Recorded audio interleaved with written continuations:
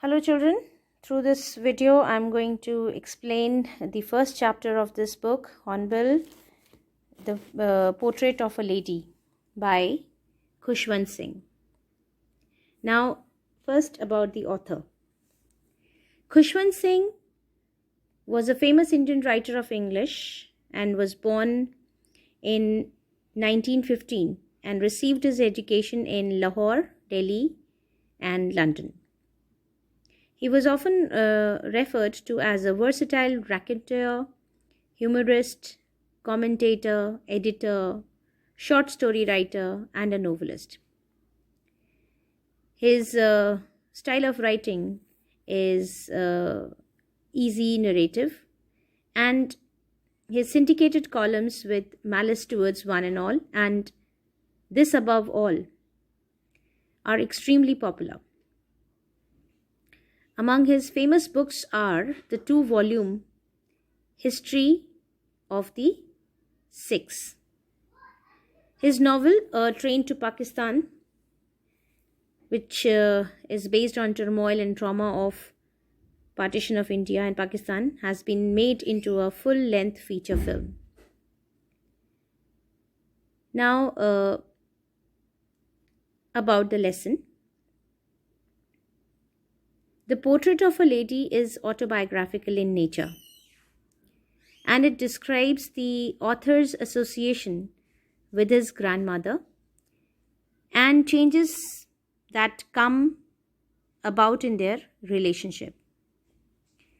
It is a tribute of a grandson to his grandmother. Through the chapter, through his writing, he recollects and he reminisces the emotional bond he had shared with her.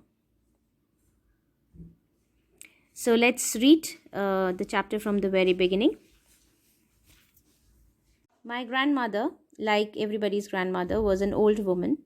She had been old and wrinkled for the 20 years that I had known her. Now the author says that his grandmother was very old and wrinkled, and he had seen her like that for around 20 years. That means since his childhood, he had seen her old and wrinkled. People said that she had once been young and pretty and had even had a husband, but that was hard to believe. So as a child, it was very difficult for him to believe that she was once young and pretty, because that image of her being old and wrinkled was permanently imprinted in his mind. So he could not think beyond that. So it was like very hard to believe that she was once young and pretty and had a husband. My grandfather's portrait hung above the mantelpiece in the drawing room. Mantelpiece is the shelf above a fireplace. So there, above the fireplace, above the mantelpiece, there was his grandfather's portrait hanging. He wore a big turban and loose-fitting clothes.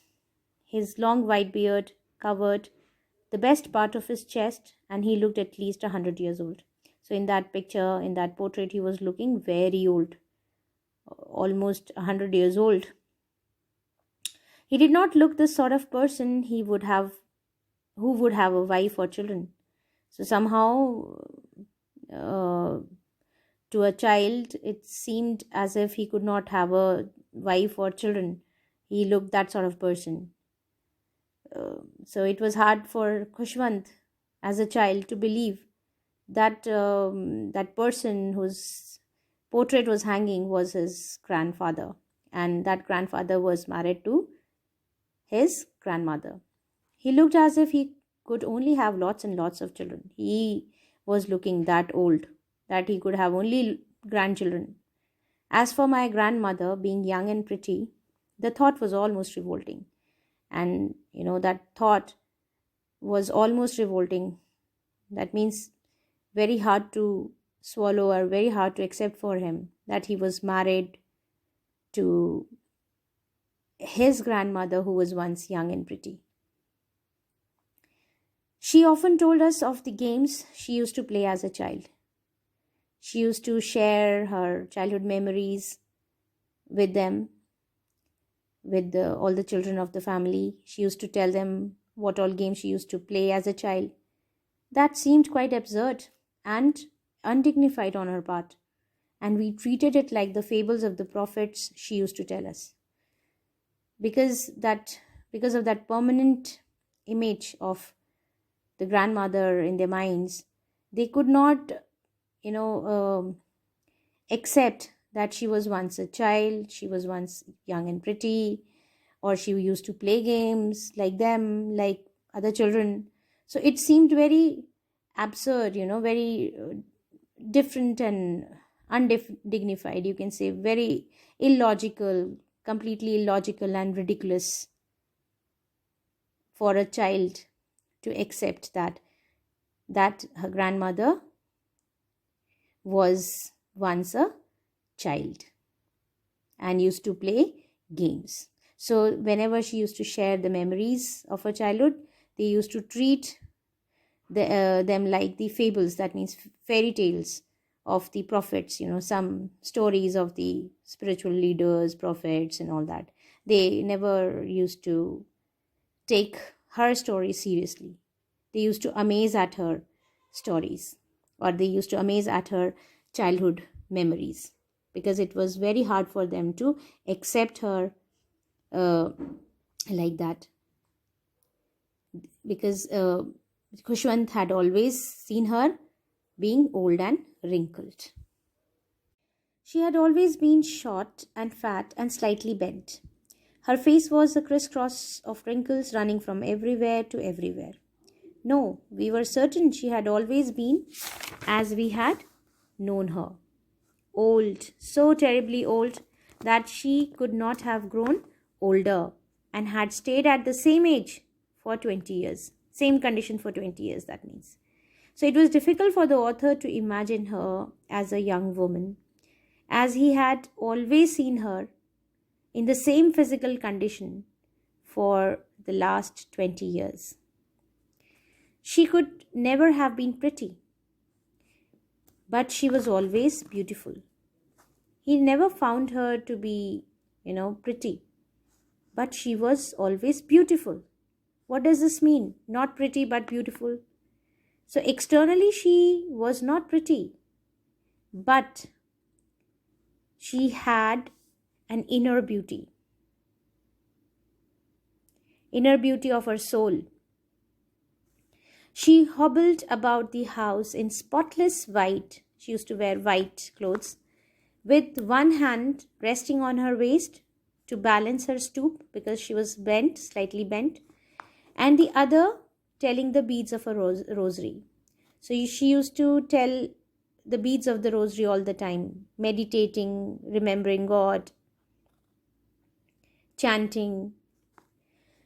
Her silver locks were scattered untidily over her pale, puckered face, and her lips constantly moved in inaudible prayer, which cannot be heard.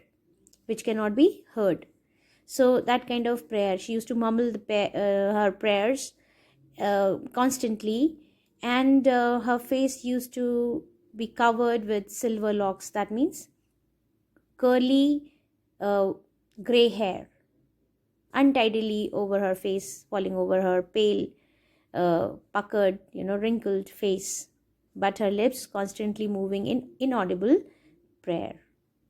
Yes, she was beautiful. She was like the winter landscape in the mountains, an expanse of pure white serenity, breathing peace and contentment. So he says she was beautiful. Her inner beauty radiated on her face all the time. Very vibrant, you can say, with the shine of peace and contentment. See, she was like the winter landscape in the mountains. Here, winter is the symbol of death, or you can say the golden years of life. She was at the stage of, approaching her death.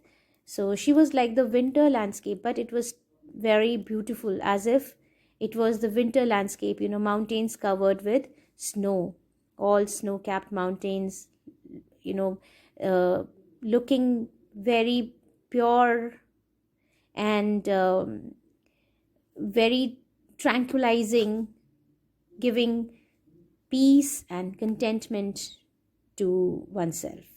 Contentment means fulfillment, serenity means calmness, tranquility, peace. So, by looking at her, it was, it used to give the author a lot of peace and contentment. She was that beautiful from inside. She was beautiful from inside, and her beauty used to radiate on her persona.